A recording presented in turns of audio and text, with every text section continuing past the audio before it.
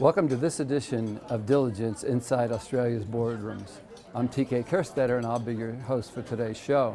We're here at the Governance Institute of Australia's National Conference where company secretaries and corporate board members are here to try and get their arms around all the changes that are happening in the boardroom and in the world of governance. And today's topic, we're going to talk about the board's challenge in overseeing cyber risk.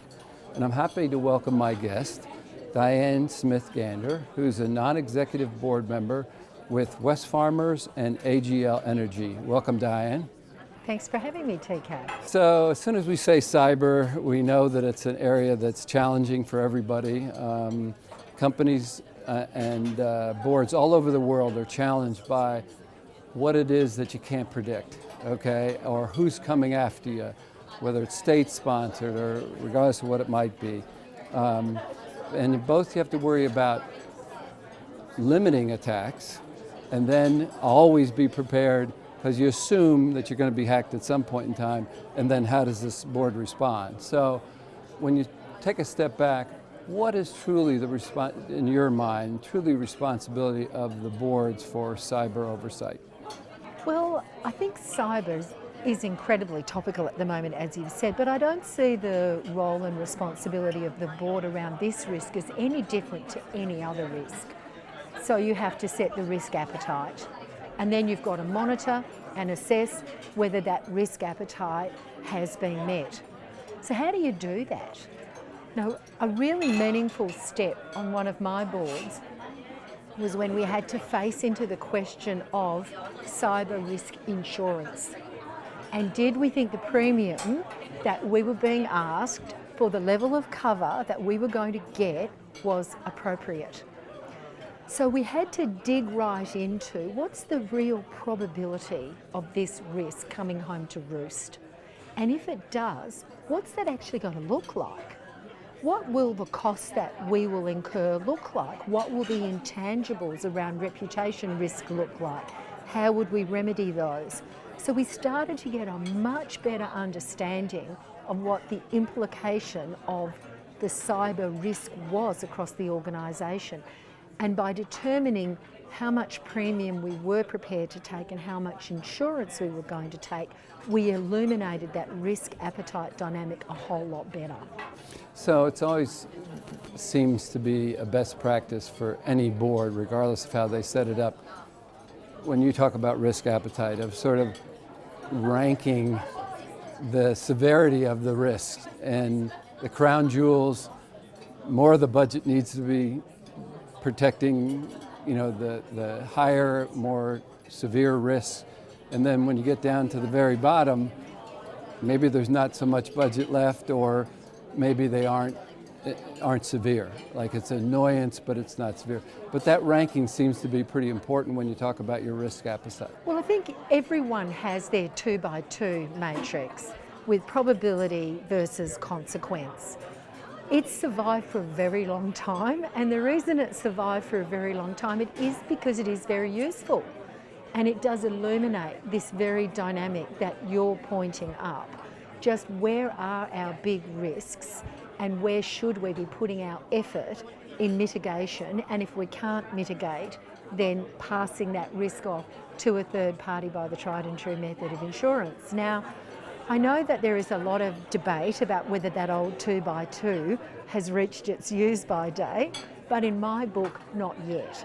I do think it's great to be able to add things like the clustering of risks and think about risk velocity, how fast is it changing, and all of these types of things. But at the end of the day, I really like getting the board together to do that 2x2, and then getting the management team independently to do that 2x2 and compare the two things and go, where are the deltas?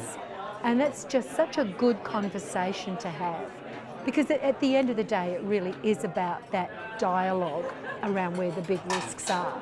And that will illuminate cyber as well as anything else. That's a great practice and recommendation for our audience. So let's take just a little bit of a turn.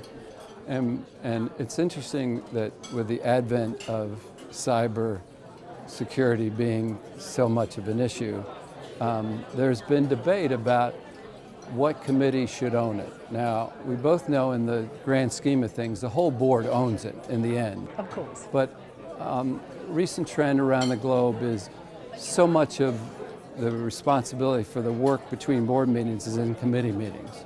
So originally, people put it in the audit committee because it was a risk, and they associate it with financial risk because the audit committee had. Well, audit committee agendas got way too big. Okay, so then you saw the advent of either a risk committee or a technology committee. So when you look at your experience with Australian companies, how have they, or what's your experience with how the committee structure and the ownership of the cyber risk has evolved? Well, it has been a practice that it's been in the Audit and Risk Committee. If you're a financial services institution here and you're regulated by APRA, you have to have a separate audit and a separate risk committee because it was just very clear that the agenda was going to be too big for one committee. So some of the banks had taken it to the point of a separate technology committee, but it hadn't been something that was a market practice. However, it is becoming a market practice, and my personal view is that it is very important now to have that if not, why not conversation about whether or not you'll have a technology committee that's separate.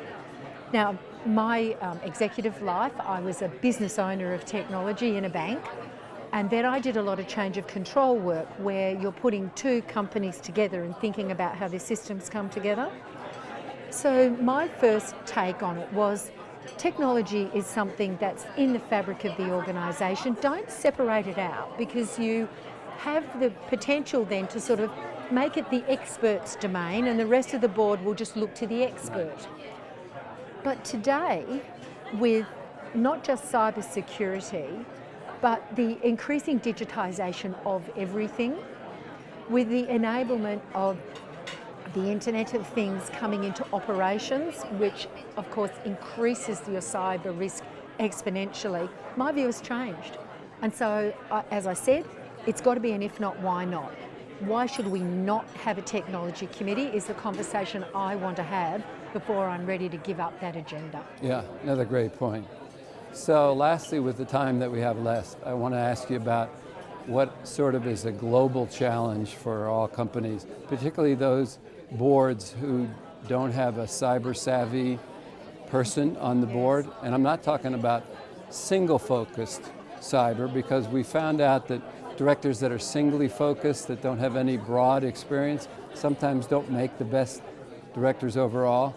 But if you don't have at least a savvy person, and how do you get the assurance that your CTO or your CIO really knows what they're talking about when the board really doesn't know the right questions to ask or whether they are on top of the cyber issues? So it's a really great point. Yeah. I think you're always going to use outside experts. You've got your external auditor, your internal auditor as well, but then a specific consultant who might give you a read on the maturity of your systems and then how your CTO or CIO is responding to improvements in that maturity. That's one way of doing it. My personal favourite, though, is a little different.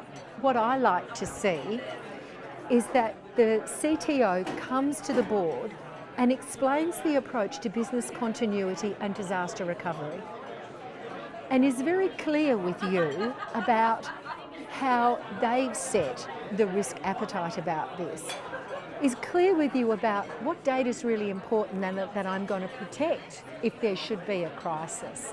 What's the recovery time on different systems? And how am I thinking about how often and how expansive my disaster recovery testing should be?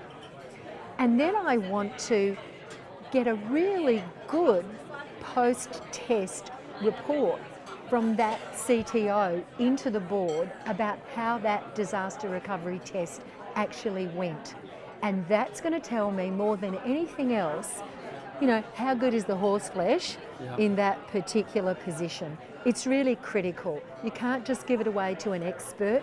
You've got to find a way as a board to really understand who's in that role, just in the way we do it for our Chief Risk Officer and our Chief Financial Officer and of course our CEO. Well, Diane, I can't thank you enough for taking the time out of your busy schedule, and I thought your advice was so very practical for anybody that's wrestling with this. So I really want to thank you for taking the time. Not at all, very much my pleasure. And that will conclude this edition of Inside Australia's Boardrooms. We hope you enjoyed the show. We'll be back again soon to take another important topic that'll help you be a better board member or committee member. So we'll see you then.